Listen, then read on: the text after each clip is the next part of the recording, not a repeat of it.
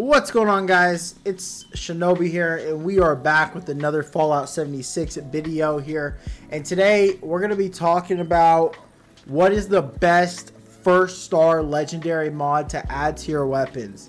I'm going to go over the ones I can craft. I have a list here on my phone just in case I miss any. Also, I just want you guys know I'm very appreciative. I hit 100 subscribers here on YouTube. I appreciate everybody who's subscribed to me, everybody who has hit that like button. Honestly, I didn't think I'd do it. I know it's only 100 subs, but it's my dream, so very, very happy about that. So let's get into this, okay?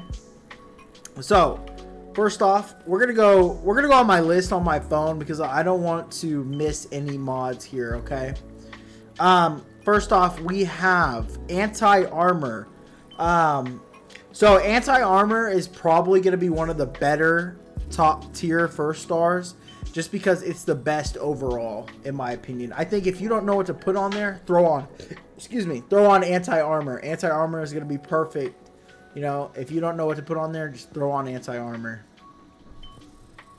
Next, we're looking at aristocrats. This is, in my opinion, if you can keep your caps above the minimum, I think the minimum is like 25,000. If you can keep your caps that high, it's perfectly fine, but I wouldn't recommend it, especially for beginners. Next one we have is assassins. I definitely probably would not recommend assassins at all either. Just because you're gonna be fighting other people besides people. You're gonna be fighting robots and stuff and monsters. So auto stim, I would take a pass on that as well. Berserker, I would take a pass on that as well. Bloodied, very good, top tier first star. If you're a bloodied build, fantastic, does excellent damage. They did kind of nerf it not too long ago. You know, bloodied builds used to be top tier. Now there's other builds that are more meta, but that's okay. Still really good, top tier first star. We have bolstering, also solid, honestly. If you're a bloodied build, very solid. I would definitely take overeaters over this, but solid as well. If you can't get overeaters, bolstering is another option you could put on your armor. Hold on, let me pull back up my list here. I apologize. Okay, let's get back to it. Chameleon, if you're a stealth build, fantastic. Not a stealth build, not fantastic. Very simple. Cloaking, probably not really good. I probably would rather have Chameleon over cloaking. Executioners, very solid, honestly. When I first started out, I had a fixer with executioners on there, and I used that gun for a while. Solid against mobs, not solid against bosses. Very good against mobs, not so solid against bosses. Sorry, my list keeps on going up. And then we have exterminators. Not very good, honestly. Would not recommend it. Ghoul slayers. So this might be pretty good with the ghoul update because you'll do less damage. I saw Angry Turtle was using this on some of his armor sets, so possibly I would hold on to them before scrapping it, you know. Hunters, I wouldn't recommend either. It doesn't work with the snake fight in the raid. Wouldn't recommend it. Instigators, instigating, really wouldn't recommend it. You're only gonna do a certain, literally once they lose health, it's not gonna be active anymore. Now, juggernauts. Now this would be pretty good for the ghoul characters because you're gonna have health high health on the ghoul. Juggernaut would not be a bad thing at all. You're gonna have higher health on a ghoul character. I think Juggernaut, it's not up there, but it's like mid tier, you know, mid tier. Should have made a list, but it's like mid tier. Junkies, I mean, 50% damage is nice, but there's some negatives to having those addictions. Honestly, it's not bad, but it's definitely not mid tier. It's just, I don't know, just below mid tier, you know. not the best. Medics, now this is good on one certain weapon. It is good on the Thirst Zapper. You can heal anything with the Thirst Zapper, my fault. You can heal anything with this. Very good on that. You can heal the robots in the silo or friendly. So, pretty good on that, actually. I'd probably put that mid-tier. Mutant Slayers, I would not recommend this at all. Mutants, honestly, not too bad.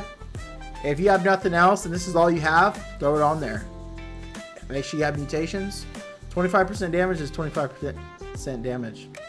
Nocturnal, would not recommend this either. Makes no sense. It's not always going to be night. Overeaters, definitely top tier mod. Arguably the best armor mod possibly out there.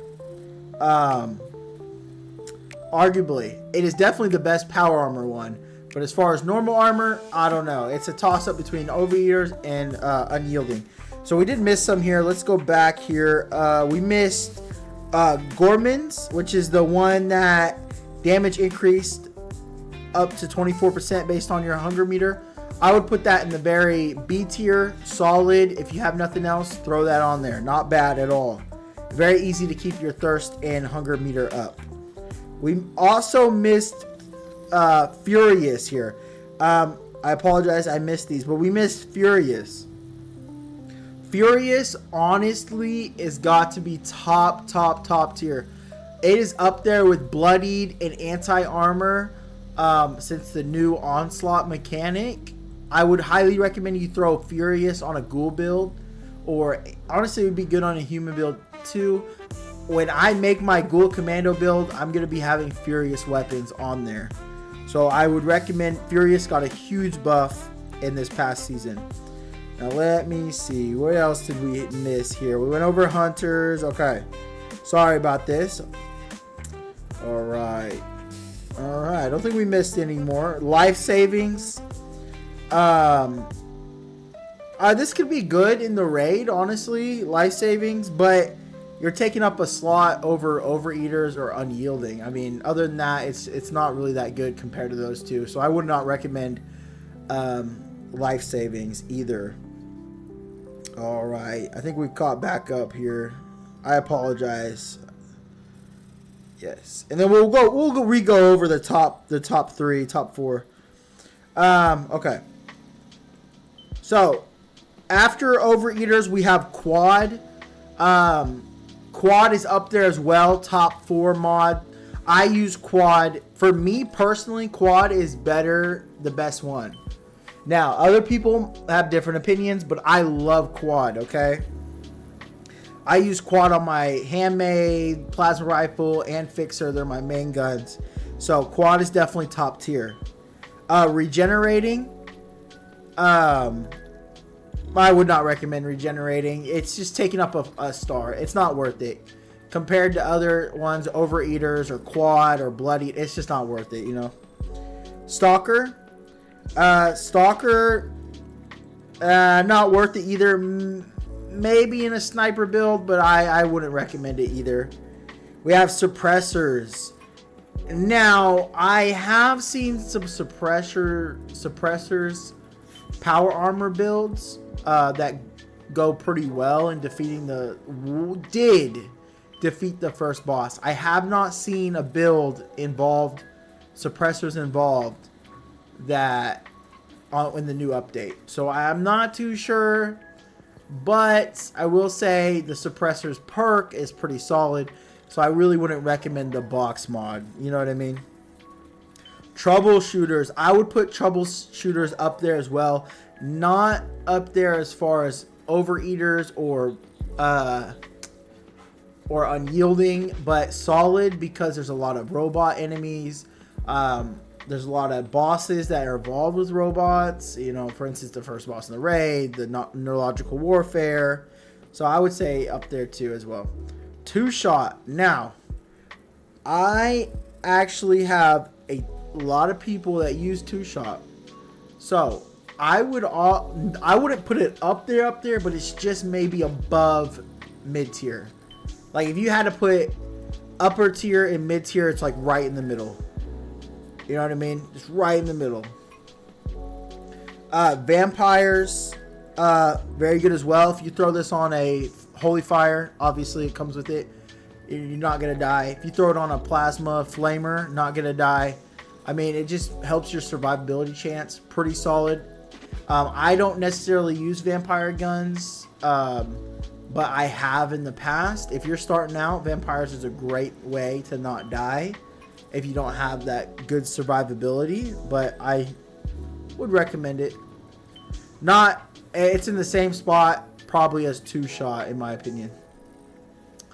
Vanguards. Vanguards has recently come into the spotlight. It was pretty decent, but now with the ghoul, it's probably the best first star for the ghoul builds. I'm actually gonna make a ghoul armor with Vanguard, so I would put it up there as well as far as armor mods for ghoul characters. Zealot, not good at all. Would just scrap it in my opinion. And then make sure we don't miss anything. We got Weightless 1 star. In my opinion, not good. Because you have Weightless 3 star, which is much better. And I think that's it. I don't think we missed anything. Let me just go over the list. Yeah, I think I talked about everything here. All right, we're gonna go through. We're gonna do top 5 here. So number 1, we'll do weapons, and we'll do top 3 weapons and armor. So I'm gonna have quad up there, top 1. I don't even have quad on here. For weapons, I'm gonna have quad for number 1. This is my list, okay, guys? Just want to let you know it's my opinion, okay? But for me, it's quad because I just use it every day. We're gonna put Furious in 2 because the new onslaught mechanic, and then we're gonna put Bloodied in 3. Those are my top 3 right now.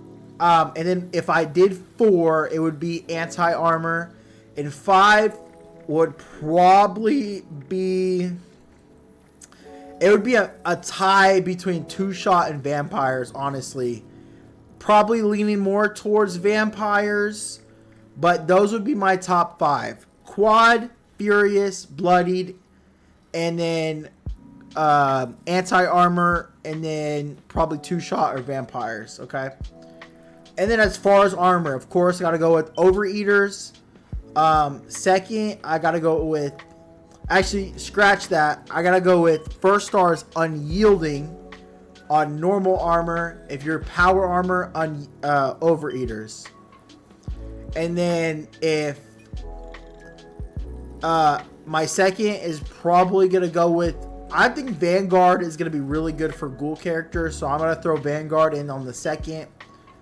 And probably third, we're probably looking at Bolstering or Troubleshooters. Those are probably the third on my list here. So yeah, guys, I hope you guys enjoyed this video. We're gonna be doing 2 stars, 3 stars, 4 stars. I know like I'm late to the party, but it's okay. I still wanted to make a video about it. I hope you guys have a fantastic day. I want to let you guys know I'm coming out with the streaming schedule. I will post it here on YouTube actually. Like I'll do like a little post about my new schedule. Actually, I'll just let you guys know right here. If you guys made it to the end of the video, I appreciate you. So I'll still post the streaming schedule. So guys, we're gonna be doing streams on Sunday, Monday, Wednesday, and Saturday. That's 4 days a week streaming. And then of course, if I want to stream on my off day, like a Tuesday or Wednesday or Thursday, then I will, okay? But I just want to let you know, I just wanted to get a streaming schedule down. I don't really have a necessarily time. Just know on Wednesdays and Saturdays, it's going to be late streams, okay? And probably Sunday as well. But Monday is going to be an early day stream because I do work a 9 to 5, okay? I do have a normal job. So yeah. All right, guys. I hope you guys have a great day, and peace.